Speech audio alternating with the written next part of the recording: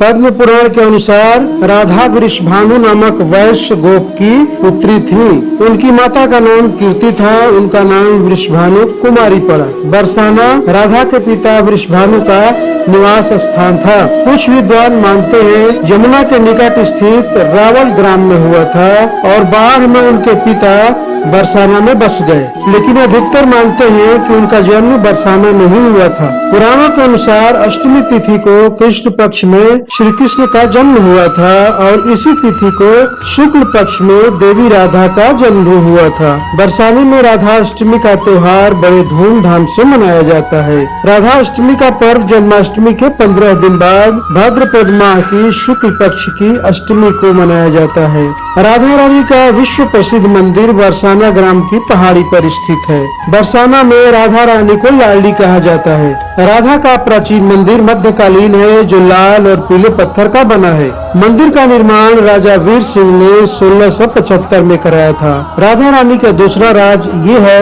ब्रह्म वैवर्त पुराण के प्रकृति खंड अध्याय 49 श्लोक 35, 36, 37, 40, 47 के अनुसार एक अलग रिश्ते के अनुसार राधा कृष्ण की मामी भी थी, क्योंकि उनका विवाह कृष्ण की माता यशोदा के भाई रायाण के साथ हुआ था। रायाण को अपान अथवा अयन घोष भी कहा जाता था। पिछले जन्म में राधा का पति रायाण गोलोक में श्री कृष्ण का अंशभूत गोप था, अतः गोलोक के रिश्ते में राधा कृष्ण की पुत्र वधू हुई। माना जाता है कि गोकुल में रायाण रहते थे। मतलब यह कि राधा का श्री कृष्ण से पिछले जन्म का भी रिश्ता था और यह भी कि उन्हें लक्ष्मी का रूप भी माना जाता है। ब्रह्म वैवर्त पुराण ब्रह्मखंड के 5वें अध्याय में श्लोक 25-26 के अनुसार राधा को कृष्ण की पुत्री सिद्ध किया गया है। राधा का तीसरा राज्य है। ब्रह्म वैवर्त पुराण प्रकृति खंड अध्याय 48 के अनुसार और यदुवंशियों के कुल गुरु गर्ग ऋषि द्वारा लिखित गर्ग संहिता की एक कथा के अनुसार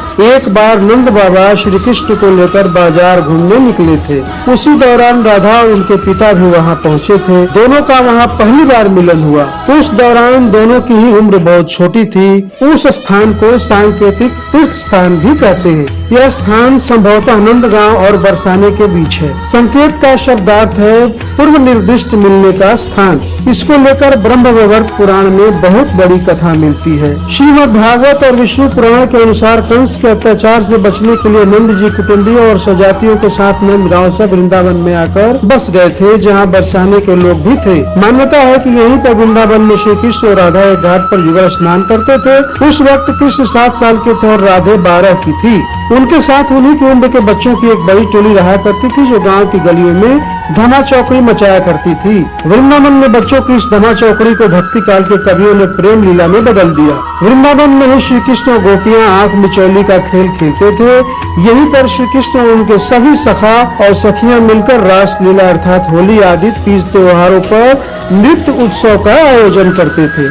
राधा रानी का चौथा राज यह है कि 11 वर्ष की अवस्था में श्री कृष्ण मथुरा चले गए थे और वहां उन्होंने कंस का वध कर दिया, जिसके चलते मगध और भारत का सबसे बड़ा शक्तिशाली सम्राट उनकी जान का दुश्मन बन गया, क्योंकि कंस उसका दामाद था। इसके बाद राधा और कृष्ण के मिलन का उल्लेख नहीं मिलता है। कहते हैं कि उसके बाद राधा और श्री कृष्ण की अंतिम मुलाकात द्वारिका में हुई थी। सारे कर्तव्यों से मुक्त होने के बाद राधा आखिरी बार अपने प्रियतम कृष्ण से मिलने गई। जब वो द्वारिका पहुंची तो उन्होंने कृष्ण के महल और उनकी 8 पत्नियों को देखा। जब कृष्ण ने राधा को देखा तो वे बहुत प्रसन्न हुए। तब राधा के अनुरोध पर कृष्ण ने उन्हें महल में एक देविका के पद पर नियुक्त कर दिया। राधा का 5वां राज ये है। कहते हैं कि वहीं पर राधा महल से जुड़े कार्य देखती थी और मौका मिलते ही कृष्ण के दर्शन कर लेती थी। एक दिन उदास होकर राधा ने महल से दूर जाना तय किया। कहते हैं कि राधा एक जंगल के गांव में रहने लगी। धीरे धीरे समय बीता और राधा बिल्कुल अकेली और कमजोर हो गई। उस वक्त उन्हें भगवान श्री कृष्ण की याद सताने लगी।